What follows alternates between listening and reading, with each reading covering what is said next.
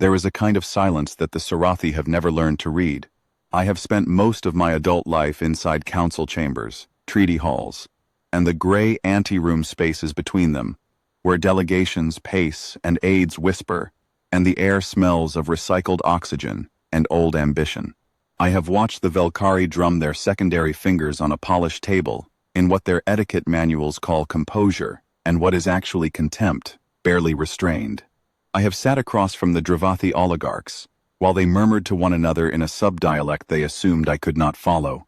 I have shared a lift with a Sorvathi admiral, who did not look at me once for 11 floors, and considered that a form of communication. But the Sarathi are different. The Sorathi are what happens when a species with 600 years of unbroken diplomatic dominance starts to believe that its interpretation of every silence it encounters is correct by definition. They have a word aruvith that translates approximately to the grace that allows the lesser party to save face. They use it often. They used it about us, after the ceasefire. I know because one of their junior consulate aides, a young male named Deyavuth, who had a conscience the size of a ship and exactly none of his superior's self-preservation instinct, told me over a dinner we were both too tired to enjoy, 3 months after the bodies from the diplomatic quarter had been identified and returned. He told me they were calling our agreement to the ceasefire terms an example of human aruveth, our grace, our decision to let them save face. I thanked him for telling me. He looked at me with something close to pity, which I found interesting, because pity was not an emotion I had room for at that particular moment. What I had room for was a notebook, a legal archive terminal, and approximately 4,000 hours of documented claim submissions that the Sarathi Armistice Commission had received, acknowledged with their standard 7-glyph receipt confirmation, and then declined to act upon for 12 consecutive years. I started building the file that same week.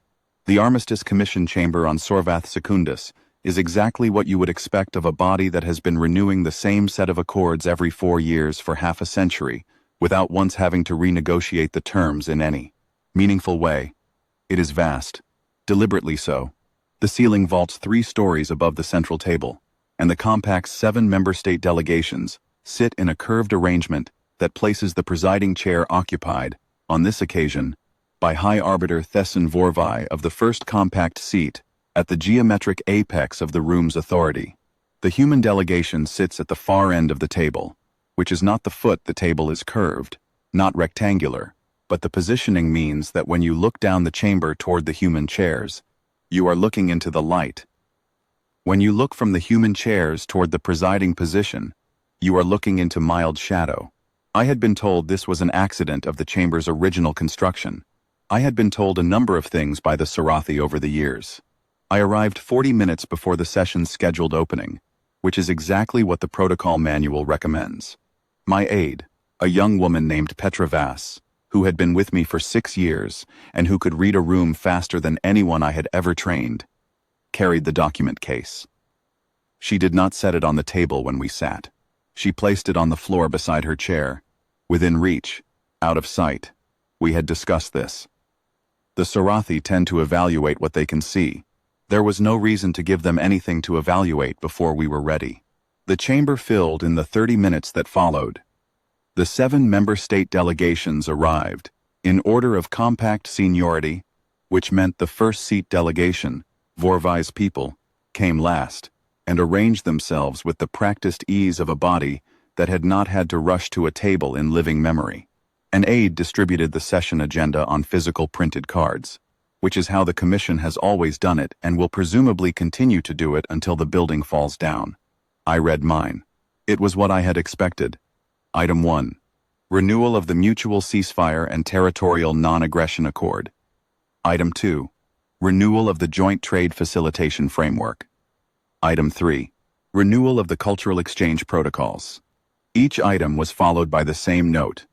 To be confirmed by acclamation pending no objection from either signatory party. Pending no objection. 12 years. 41 dead. 4,000 hours of documented claim submissions. 714 individual reparation filings, each one time-stamped, each one acknowledged with a 7-glyph receipt. Each one met with the Commission's standard form response. Under review. The Commission appreciates your patience. Pending no objection. Petra caught my eye from across the corner of the table. I gave her a slight nod. She reached down and lifted the document case onto her lap. High Arbiter Vorvai called the session to order at precisely the scheduled minute, which surprised me slightly. The Sarathi tend to begin sessions a few minutes late, as a way of establishing that the assembled body's time is not beholden to a fixed clock. Perhaps 12 years of uneventful renewals had made this one feel routine enough that even ceremony could be abbreviated. He greeted the human delegation by name, my name, specifically, with a formal honorific that translated roughly to Distinguished Returning Envoy, and I thanked him in the Sarathi diplomatic register, which I have spoken fluently for 23 years, and which I have never once told the Commission I speak fluently, because they have never once asked. They tend not to ask about human capabilities. We are pleased, Vorvai said, in the trade standard, that the Commission uses for mixed species sessions to convene this renewal. 12 years of stable ceasefire and productive exchange reflect well on both parties' commitment to the accord. We anticipate a brief and harmonious session. I said that I shared his hope for a brief session. This was true. We had not come to the chamber to argue. We had come to the chamber because there are things that must be done in the place they were agreed, and what we were about to do qualified. Vorvai moved to item 1. He summarized the mutual ceasefire and territorial non-aggression accord, its history, its provisions, the 4-year renewal cycle that had kept it in force since the original signing. He noted the absence of any formal objection from either party in the preceding 12 years as evidence of the accord's fundamental soundness. He invited confirmation. I let 2 seconds pass. In diplomatic protocol, 2 seconds is a noticeable pause. It is not a dramatic one. It is simply enough time for a room to register that a response is being considered rather than reflexively given. The human delegation, I said, does not confirm renewal at this time. The chamber did not go loud. The Sarathi do not go loud. That is one of the things I have always respected about them in a purely professional sense. What happened was a kind of collective stillness, which with Sarathi reads differently than with humans. Their secondary eyelids, the inner ones, the pale translucent membranes, dropped halfway across their eyes. This is what they do when they are recalibrating, when what they have just heard does not fit the structure they had assembled for the moment. Vorvai's inner eyelids held for 3 seconds. Then he said, with precise and measured courtesy, "Could the distinguished envoy clarify? It was not a question." The Sarathi formal register does not inflect for questions. Everything they say in that register has the weight of a statement. The interrogative is implied by context. What Vorvai was actually saying, in the language underneath the language, was, "You have said something that cannot mean what it appears to mean, and I am offering you the opportunity to correct it." "Certainly," I said. I nodded to Petra. She lifted the document from the case, stood, walked the length of the table, and placed it in front of Vorvai. Then, she returned to her chair and sat down. The document was 61 pages, printed on the standard 3-part treaty paper that the Commission's own protocols require for any formal submission to the body. It bore the official seal of the Human Diplomatic Service and the counter-seal of the Office of the Human Reparations Archive, which had been formally established, I will note, 14 months after the ceasefire, and which the Commission had been informed of, in writing at the time. Vorvai looked at the document. He did not pick it up immediately. "This is," he said. "A notice of accord termination," I said, "filed under Article 31, Section 4 of the Armistice Framework, which provides that either signatory party may dissolve the mutual accords by giving 30 days written notice to the presiding body, provided that the dissolving party has previously submitted, in documented form, a material grievance that has remained unresolved for a period exceeding 3 years. Silence. I continued. The human delegation submitted its first formal reparation claim to this commission 14 months after the ceasefire was signed. The claim documented property destruction, civilian casualties, and sovereign territorial violation arising from the Sarathi Compact's actions in the 41 days prior to ceasefire. The Commission issued a receipt of acknowledgement. Over the following 12 years, The human delegation submitted 714 additional claims, each one documented, each one acknowledged, none resolved. The oldest unresolved claim has been pending for 11 years and 8 months. Article 31, Section 4, requires a minimum of 3 years. We are substantially beyond that threshold. Vorvai had picked up the document during this. He was reading, or appearing to read the first page. His inner eyelids were fully extended now, pale against the amber of his outer irises. This, he said carefully, is not how renewal sessions proceed. No, I agreed. The compact was not given advance notice of this submission. Article 31, Section 4, does not require advance notice. It requires written delivery to the presiding body at or before the opening of a renewal session. This session has been open for 11 minutes. One of the member state delegates, the third seat representative, a broad-shouldered Sorathai named Var Chesson, whose delegation controlled the largest share of the joint trade routes, leaned forward. Envoy Kult. He did not wait for my acknowledgement. Whatever grievances the human delegation may carry, and I do not dismiss them, the appropriate channel for reparation claims is the Joint Review Subcommittee, which has been in receipt of 714 filings. I said, yes. We used that channel for 12 years. Chesson's inner eyelids went down. The subcommittee's review timeline is defined in the framework's Annex C as not to exceed 36 months for any individual filing. I had memorized Annex C the same week I memorized the room layout. The oldest of our outstanding filings is 140 months old. The chamber was quiet again, a different quality of quiet than before. Before, the quiet had been the recalibration of a body that had encountered an unexpected variable and was determining how to absorb it. This quiet was something else.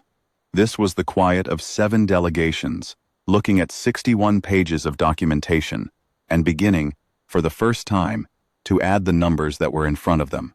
Vorvai set the document down. He set it down carefully, with both hands, which is the Sorathi gesture for, I am handling something that requires my full attention. He looked at me across the length of the table. Envoy, he said. I think it would be useful if we adjourned for a short recess. Of course, I said. The 30-day clock began when Councillor Vass placed the document in front of you. The recess has no effect on the timeline. We adjourned for 90 minutes. I had brought tea from the human consulate, a small brass thermos, the kind that stays warm for 8 hours. Petra had packed 2 cups. We sat in the anteroom they gave us, which was a smaller and less grand anteroom than the one I had been given at the original ceasefire negotiations 12 years ago. And we drank tea and said very little to each other, because we had said most of what needed to be said in the weeks before we boarded the transit ship, and the rest could wait. Through the anteroom's single window, I could see a section of the Commission's formal gardens. The Sorathi tend their grounds with the same precise care they apply to their legal frameworks, every element in its designated place, every line of sight considered. It is a beautiful kind of order. I have never found it comforting. Petra refilled my cup without being asked. She has a gift for knowing when I am thinking, and when I am done thinking, and need the physical anchor of something ordinary. I have told her she would make an excellent envoy. She has told me she prefers to stay behind the person who does the talking. I have come to believe she is right about herself, which is rarer than it sounds. What I was thinking about, during those 90 minutes, was a man named Orlan Voss. Orlan Voss had been the head of the Human Diplomatic Quarters administrative staff. He had been 43 years old, which meant he had been exactly 43 years old when the Compact's Third Fleet ran a targeting calibration exercise in the buffer zone. A calibration exercise that the Compact claimed afterward had generated a navigation error, which had placed 2 escort-class vessels inside the diplomatic quarters' protected perimeter, which had produced an engagement response from the quarters' automated defense system, which had produced a return engagement from the escort vessels, which had the language of the official, Compact inquiry, was remarkable, for its relentless passive voice had resulted in significant structural damage to the diplomatic quarter and the deaths of 41 human personnel. Navigation error, calibration exercise, resulted in Orlan Voss had been working a night shift. He had been the one who first flagged the perimeter incursion on the quarter's monitoring system. The inquiry's reconstruction of events, which I had read 4 times in the year after the ceasefire, and had not read since, because I had memorized it, established that he had been on the communications channel trying to reach the compact's duty officer for the buffer zone when the escort vessels opened fire. He had been on the channel for 6 minutes before that. 6 minutes of trying to reach someone who could tell the compact's automated response that the quarter's defense ping was not an act of aggression. 6 minutes. The compact's duty officer had been located 37 minutes after the engagement. He had been at a meal. The ceasefire had been signed 11 days later. The Human Diplomatic Service had agreed to terms that included a mutual cessation of hostilities, a withdrawal of human vessels from 3 contested transit corridors, and a provision for ongoing diplomatic engagement to address outstanding matters. The compact had offered no admission of fault. The compact had offered no reparations. The compact had offered the word times regrettable times once, in the preamble to the ceasefire text, in a subordinate clause. We had signed, and 12 years later, the compact had convened a renewal session, expecting that we would sign again. The week after the ceasefire, I had been given 48 hours of administrative leave that I did not use. I had sat instead in the mission's archive room, a room that smelled of paper and filtered air, and the particular kind of institutional quiet that settles over spaces where people have made decisions that cannot be unmade.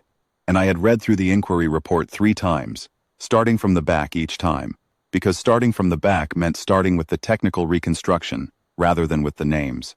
It is easier to read toward the names than away from them. You can prepare yourself, working from the mechanics toward the people, coming from the names outward to the mechanics, which is the order most people read an inquiry report. You carry them the whole way through, and the weight changes what you notice. I had been sent to the ceasefire negotiations by the service because I had 12 years of Sarathi diplomatic experience, and because my superior, at the time, a man named Heron, who had a physicist's instinct for what a room's pressure actually meant versus what it appeared to mean, had said to me, in the hallway outside the briefing room where the terms were being assembled, that someone needed to go in there who understood how the compact uses language and was not going to be impressed by it. That had been, in its way, a form of trust. I did not take it lightly. I had read the ceasefire text 14 times before I signed it. I knew what was not in it.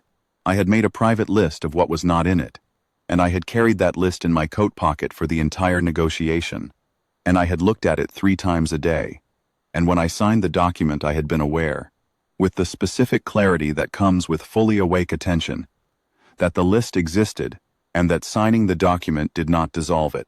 Heron had asked me afterward whether I thought we had gotten the best achievable terms. I had told him we had gotten the only achievable terms given the position we were in. He had nodded, and had not asked me whether I thought that was the same thing, because Heron was smart enough to already know the answer. The difference had stayed with me. 12 years of it. Every morning I opened the archive terminal. The difference was the first thing I saw before I saw anything else. I finished my tea. Petra was watching me. "Ready," I said. "They'll offer something," she said. It was not a question. "They will," I agreed. "And you're going to—" "I'm going to listen very carefully," I said. "And I'm going to be very polite." She almost smiled. "You're terrifying when you're polite. I've been practicing for 12 years. When we returned to the chamber, the configuration had changed in a way that the Sarathi probably believed was subtle. The 7-delegation arrangement had contracted slightly. The seats were the same, but the aides had shifted, and the body language of the assembled delegations had adopted the angle and lean of a body in consultation rather than in ceremony. They had been talking to one another during the recess. Of course they had. What they had been talking about, I could deduce from the shift in the room's gravity. The document had moved from Vorvai's position and was now sitting in front of the 3rd seat. Varchesin had been reading the filing appendices. A man in that position reads the filing appendices for one of 2 reasons. Either he is looking for a procedural error he can use to dismiss the document, or he has realized there is no procedural error and is trying to understand the scope of what he is looking at. Chesin's expression, which I had been studying for years in the context of trade route negotiations, told me it was the second one. Vorvai called the session back to order. He dispensed with the formal preamble. The Commission, he said, has had the opportunity to review the submission. We note its comprehensiveness. A pause.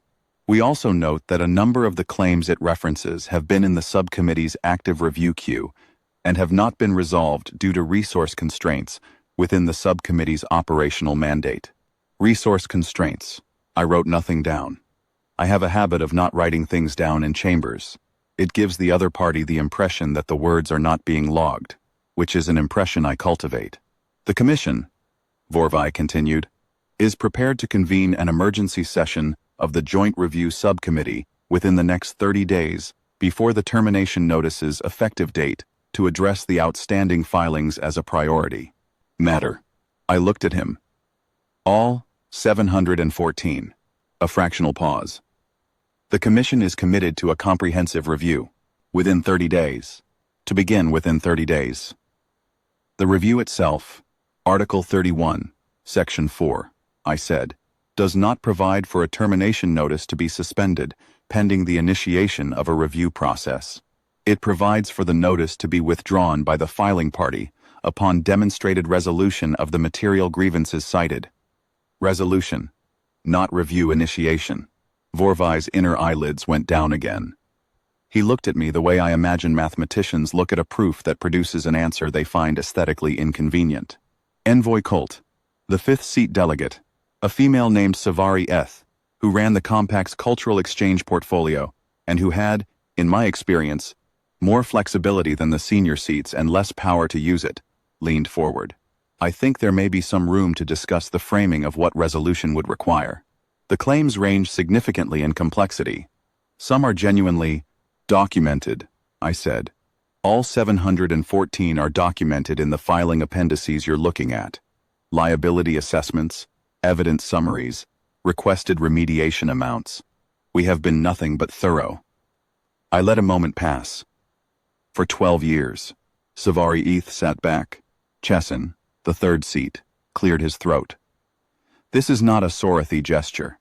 He had picked it up somewhere in 30 years of trade negotiations with species that clear their throats, and he used it now as a signal that he was shifting registers out of the formal diplomatic cadence and into something he clearly hoped felt more direct. Colt, what does the human delegation actually want here? I appreciated the question. It was the first honest one anyone had asked. What we submitted claims for, I said, 12 years ago, and 713 times after that. The amounts are in the appendices. The amounts, he continued, undeterred, represent a very significant financial exposure for the Compact's member states, particularly in the current trade environment. I want to be honest with you about that, because I think you deserve honesty rather than procedural fencing.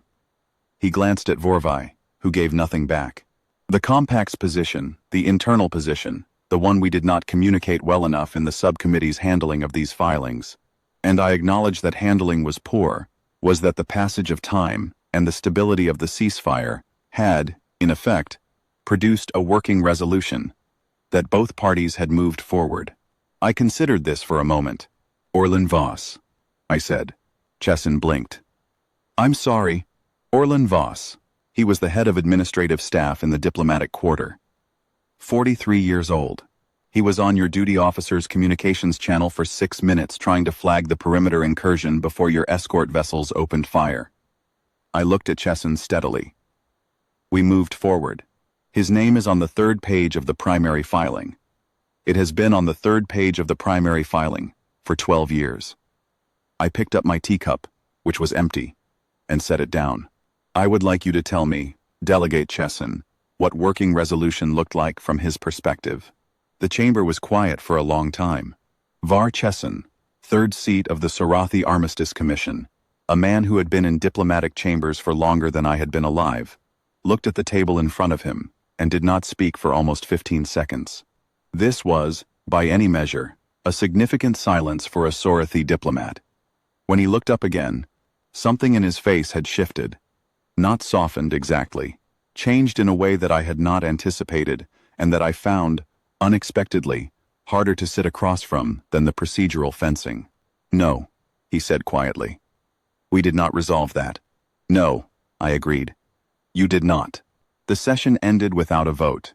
Vorvai adjourned formally, with language about the Commission's commitment to urgent engagement with the outstanding matters, and the human delegation rose, gathered the document case we had left, one printed copy of the 61 pages on the table, and walked out of the chamber in the same quiet order we had entered it. In the corridor outside, one of the Commission's senior protocol officers, a young male who had the look of someone who had spent the last 90 minutes being given instructions by multiple principals, and was now running through them in the wrong order, fell into step beside me. Envoy Colt. He was breathing slightly faster than the pace required. "The High Arbiter would like to know if the delegation would be available for an informal consultation this evening. The delegation's schedule is the same as it was when we filed our travel plan with the Commission last month," I said. We kept walking. "We are here through the week." "Of course." And the High Arbiter wanted me to convey there is genuine willingness on the Commission's part to find a constructive path forward. He hopes that the delegation understands the Compact's position is not one of dismissiveness, but of— The young officer searched briefly for the word complexity. I stopped walking. He stopped beside me. We were in a wide corridor with high windows looking out over the same formal gardens I had watched from the anteroom. The light through the glass was the pale amber gold of late afternoon on Sorvath Secundus, which has a slightly longer day than the human standard, and a sun that hangs lower in the sky than I am used to. I looked at the protocol officer. He was young enough that I was not sure whether his presence in this corridor was a deliberate slight or an administrative accident, and I found that I did not particularly care. "Please tell the High Arbiter," I said, "that the human delegation is available for consultation at any time during the Commission's standard business hours. And please tell him that we will need, before any consultation, to agree on what we mean by constructive." I paused. The word has meant different things to different people in this building. The officer blinked. "Of course. Thank you," I said, and we resumed walking. Petra waited until we were through the building's outer doors before she spoke. "He's going to have a difficult evening," she said. "He is," I agreed. "That was not his fault." She considered this. "Is any of it their fault?" "Individually, I mean." "The people in that room." It was a fair question. I had thought about it for a long time, in different forms, across 12 years of mornings when the Reparations Archive terminal was the first thing I looked at. "Vorvai knew," I said. "Not everything. But he knew the subcommittee had a backlog, and he knew why it had a backlog, and he chose to believe that the passage of time would make it someone else's problem." I watched a formal garden groundskeeper, in the distance, methodically trimming a hedge that didn't need trimming. Chesson read the appendices today, and he understood them. I think he understood them faster than he wanted to. I thought about the 15 seconds of silence. "And Savari Eth has been trying to move the cultural exchange protocols in a direction that would have, as a side effect, produced informal acknowledgement of liability. She's been doing it for 4 years and the senior seats keep tabling it." I buttoned my coat against the afternoon air. "So, individually, it's complicated. But collectively, I said, they called our silence a ruvith. Our grace. They assumed we were giving them away to save face." I looked back at the building's facade. Pale stone, deliberate proportions, the Compact's 7-seal crest above the entrance. We were not giving them anything. We were counting. Over the following 26 days, the Commission made 7 formal contact attempts. I responded to all of them within the business hours I had specified. The first approach was through the protocol officer. That same evening, an invitation to a working dinner with Vorvai and the second and third seats. I attended. The dinner was long. The Sorathi food was not designed for my palate, and the evening produced a commission offer to convene an emergency subcommittee review of the top 20 claims by filing date, with a commitment to resolution within 60 days of the review's conclusion. I thanked them for the offer, and noted that 20 claims out of 714 did not meet the threshold of demonstrated resolution under Article 31, Section 4, and that 60 days beyond the review's conclusion was not a defined endpoint. I said this very politely, over what passed for dessert. Vorvai's inner eyelids did not move for a long time after that. The second approach, 3 days later, was a formal written submission from the Commission's legal counsel proposing a novel interpretive framework for Article 31 that would have, if accepted, created a new category of conditional termination notice, one that could be suspended by the filing party and reinstated at a later date, allowing the termination clock to pause during good faith negotiation. It was, I will say, an ingenious piece of legal drafting.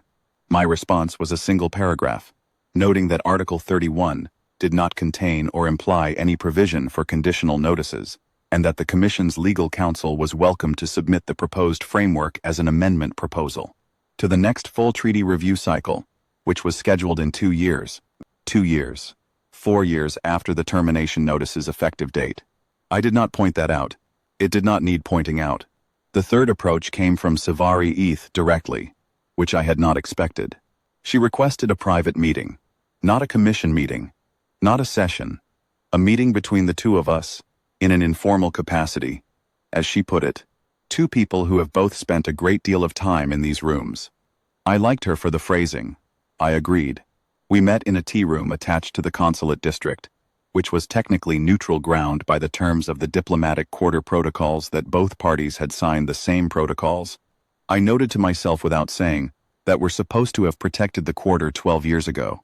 Eth ordered a warm drink I did not recognize.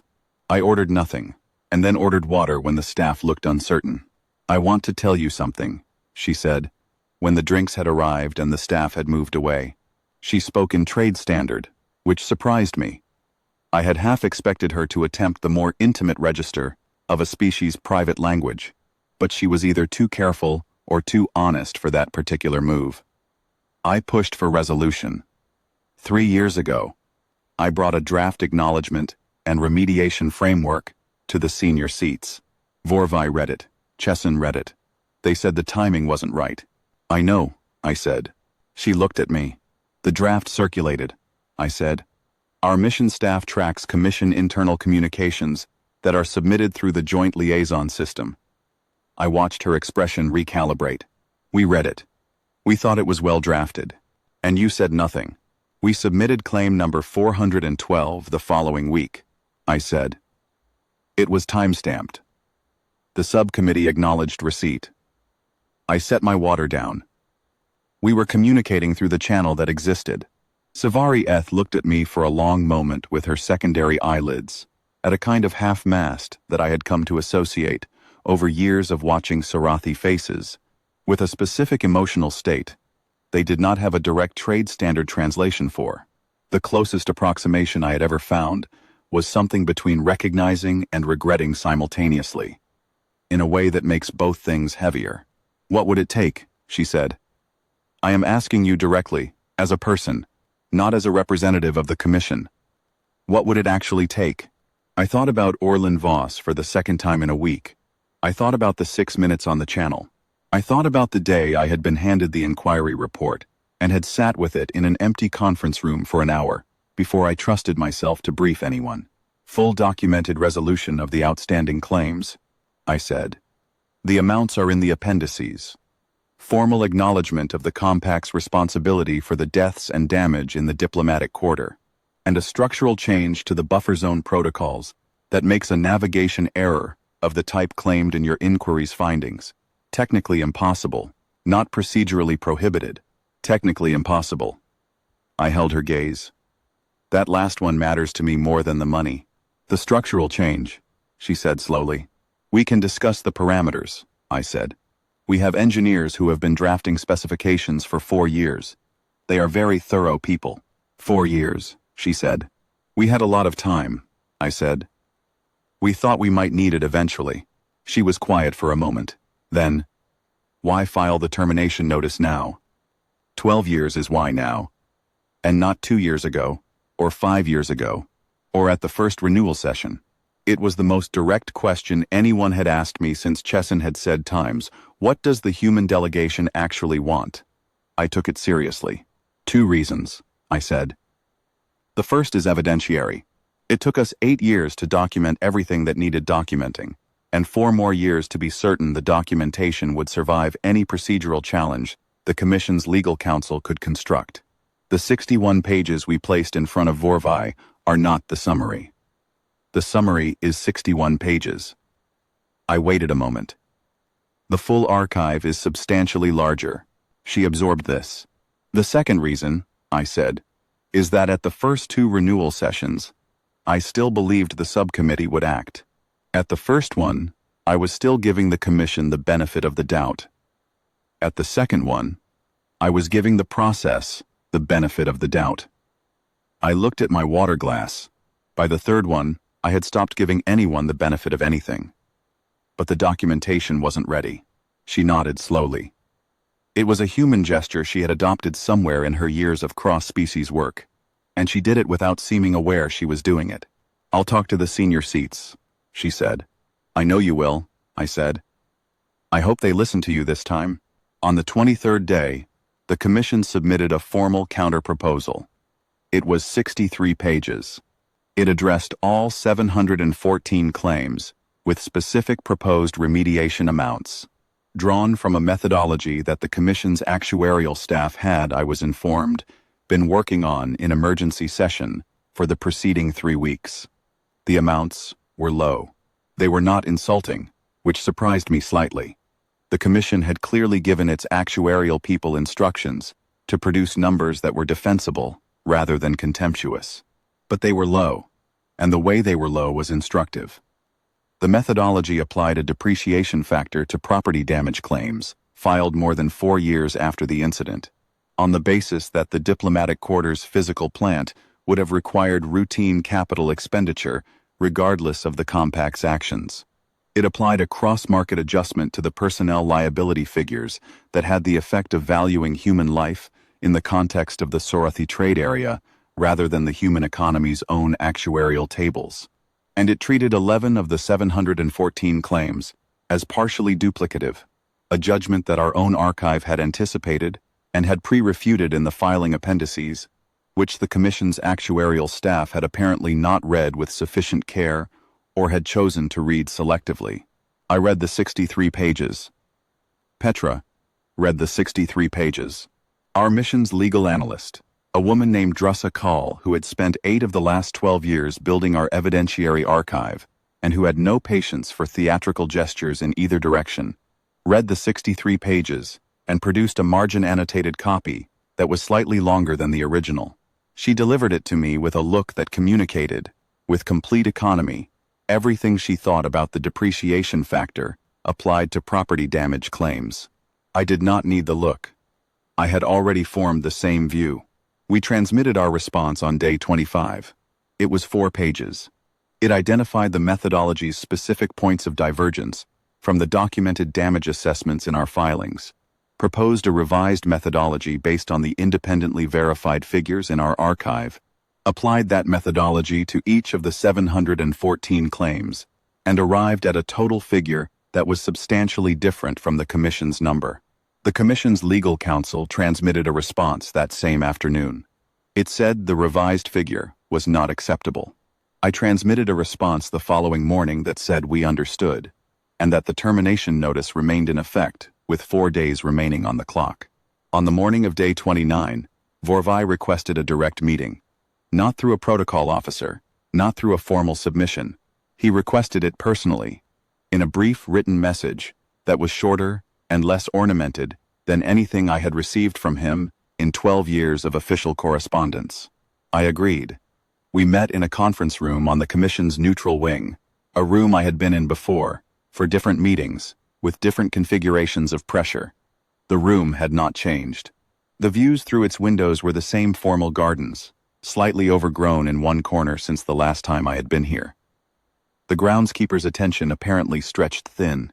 Vorvai came alone, which was unusual. He sat across from me at the table, and he looked at me for a moment, without speaking, which was also unusual. "Envoy Kult," he said at last. "High Arbiter. I have been in this commission for 22 years, he said. In that time, I have presided over 9 renewal sessions across 4 separate bilateral frameworks. I have managed 3 near-collapse events that did not ultimately result in termination.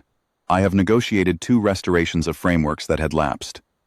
He looked at the table for a moment, then back at me. I have never misread a room like this. I said nothing. I want to be honest with you, he said. What I mean when I say I misread the room is this. We read your silence as acceptance. We read 12 years of continued participation in the Accords framework, the joint trade facilitation, the cultural exchange protocols, your missions in our territories, our missions in yours as evidence that the outstanding matters had reached, if not a formal resolution, then a working equilibrium. That you had decided that what was lost, and that the future was worth more than the accounting. He paused. That was an error in judgment on my part. I want to name it as that. I appreciate that, I said. And the error behind the error, he said, was that we made that judgment without asking you. His secondary eyelids dropped slightly. We assumed. Because the alternative that you had been filing claims and waiting, specifically and deliberately, for 12 years required us to credit you with a patience and a strategic purpose that we did not, I think, fully believe you possessed. I looked at him. He was watching me with the careful attention of someone who has said something that cost him something and wants to know what it has bought. You thought we would eventually forgive you, I said, not accusingly, as a statement of fact. Yes, he said, because you believed we needed the relationship more than you did. A pause. Yes, I think that is honest.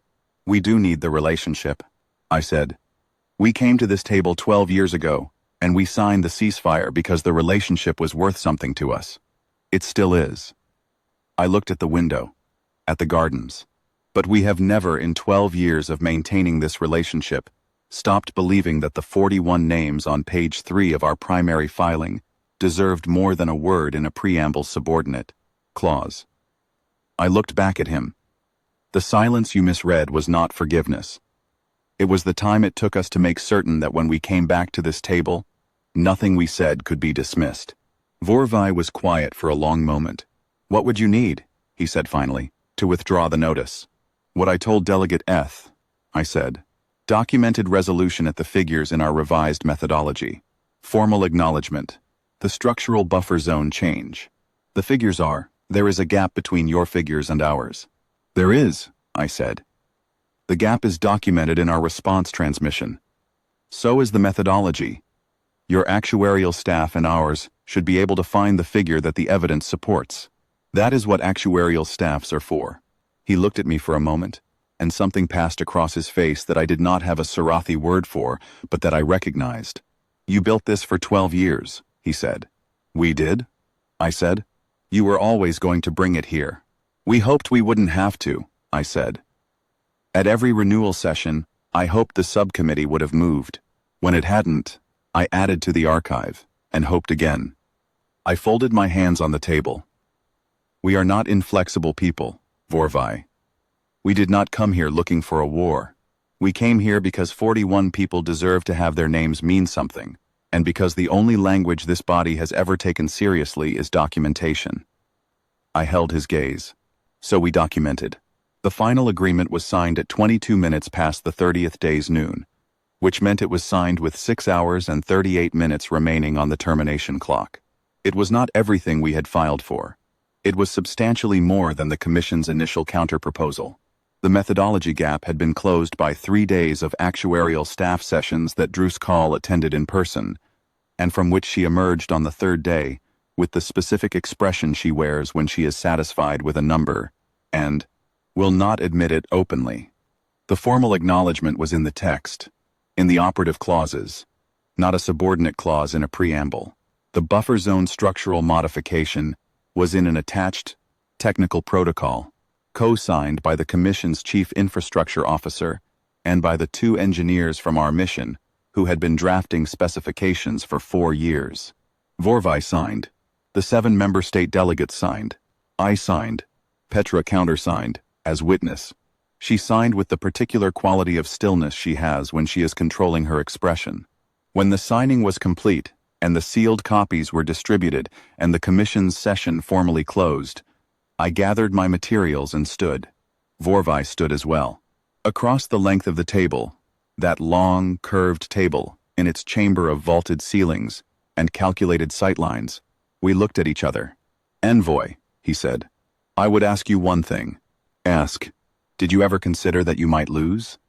That the legal challenge to Article 31 might hold? That the Commission might find a procedural basis to dismiss the notice, and the Accords would simply renew by default?" I thought about this honestly, because he had earned an honest answer. "Our legal analyst spent 4 years on Article 31 alone," I said. "She has a very specific view of her own work." I picked up the document case. I considered it the way I consider any outcome that Druskal has told me is not possible. Which is to say, briefly, and then not again. Something moved in Vorvai's face that I thought might, in a Sarathi, be the equivalent of a very small and private laugh. "Safe travels, Envoy Colt. And to you, High Arbiter." I walked out of the chamber. In the corridor, Petra fell into step beside me without a word. We walked through the building's long internal passages, past the protocol officers and the aides and the junior staff who were beginning, I noticed, to look at us differently than they had when we arrived. We walked out through the main doors into the Sorvath Secundus afternoon. The air was cold and smelled of the formal gardens, and something else underneath the particular mineral quality of a planet whose soil composition I have never fully gotten used to. I stopped on the steps and stood still for a moment. Petra stood beside me. "Do you want me to transmit to the mission?" she asked. "In a minute," I said. The sun was lower now. The formal gardens cast long shadows across the stone walkways. Somewhere in the distance, the groundskeeper I had watched through the window was packing up for the day. 41 names, 12 years, 714 filings, each one time-stamped, each one acknowledged, each one added to an archive that had become, in the end, the most thorough and unassailable legal instrument I have ever constructed. Orlan Voss had been on that channel for 6 minutes. This was not a war. I want to be clear about that. For whoever reads this account, we did not come to Sorvath Secundus to start a war, or to humiliate the Compact, or to prove something about humanity's capacity for patience, though I understand that is how some people will frame it. We came to fulfill a responsibility that I had accepted the day I signed the ceasefire, and then spent 12 years preparing to honor properly. The Compact had called our silence Aruvith, our grace, the gift that allows the lesser party to save face. I had thought about that word a great many times in 12 years. I had thought about it while building the archive. I had thought about it while reading Vorvai's renewal session invitations and composing my formal acceptances. I had thought about it on the transit ship to Sorvath Secundus, watching the stars slide past the viewport at speeds that would have been incomprehensible to the people who built the first ships to reach Sorathi space, who had done so with considerably less technology and considerably more of the particular human stubbornness that the Compact has been underestimating, in one form or another, for the entirety of our relationship. I had not come to correct them about the word. That was not what I was here for. But I will say, for the record, that the Sorathi concept of Aruveth is predicated on the assumption that the silence of the wronged party reflects a desire to move forward without cost. That patience is the same as acceptance. That enough time passing is the same as an account being settled. It isn't. Patience is not the same as forgetting. Silence is not the same as surrender. And 12 years of documentation, carefully assembled, rigorously verified, legally unassailable, filed through every proper channel, and preserved against every conceivable challenge that is not Aruvith. That is something else. I do not have a Sorathi word for what it is. I have a different word, from a different language, that is also not quite right, but is closer. It is the word for what a body does when it has decided that justice is worth the length of time it actually takes to achieve. "All right," I said to Petra. She had her communicator ready. "Transmit to the mission," I said. "Tell them the clock ran out at noon and the agreement is signed. Tell Druskal the methodology held." I turned from the gardens and started down the steps. "And tell them we're coming home." Petra made the call. I heard her voice behind me, steady and precise, reading the message she had probably already half composed during the signing, because she is that kind of person and has always been that kind of person, and I intend to tell her that properly, when we are somewhere that is not a formal diplomatic building's front steps. I walked down to the car that was waiting. Behind me, the Commission's building stood in its pale stone and deliberate proportions, its seven-seal crest catching the last of the afternoon light. It had taken 12 years. Some debts, it turns out, simply have to wait for the right kind of patience to come due.